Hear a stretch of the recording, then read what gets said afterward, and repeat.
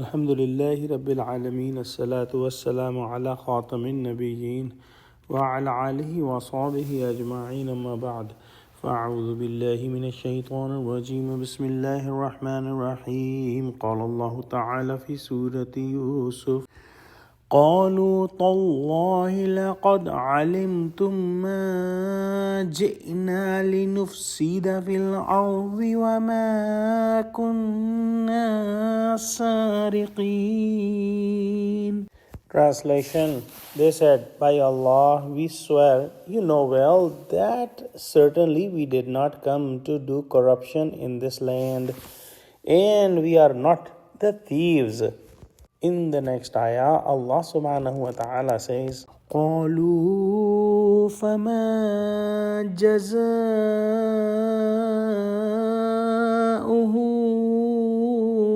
إِن كُنتُمْ كَاذِبِينَ.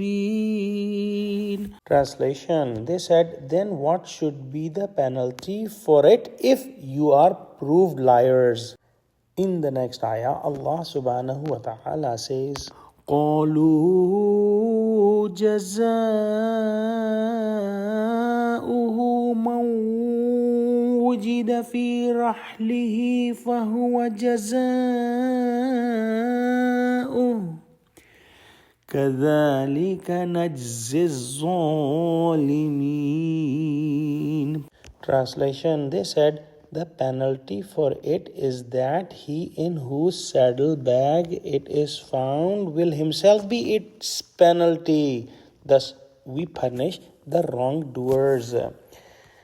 When the guards of Yusuf alayhi salam said to the brothers of Yusuf alayhi salam that you are thieves, and they asked that what is lost, and they said that the cup of the king is lost. The brothers of Yusuf alayhi salam rejected that allegation and said that we did not do that, meaning that in the country of Egypt our manners are known to people, and can anyone say that we are here to cause corruption or we are doing anything illegal?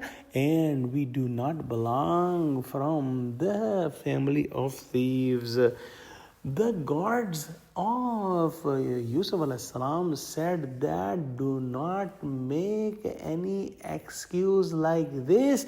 Just tell us that if the lost item is found in your baggage, what should be the punishment? They said that the punishment should be that whoever has taken that in his bag should be replaced and should be given as a slave.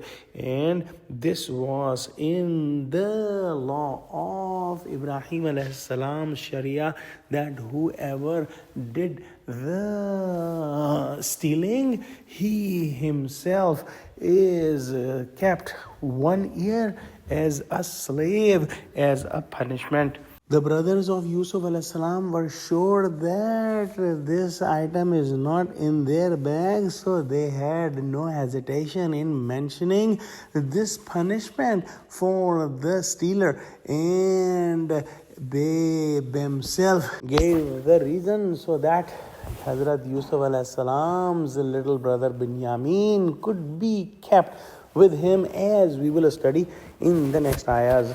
Let's pray that Allah subhanahu wa ta'ala give us true understanding of Quran, connect us with the truthful people, make us steadfast on the straight path, and make Muslims united. Ameen.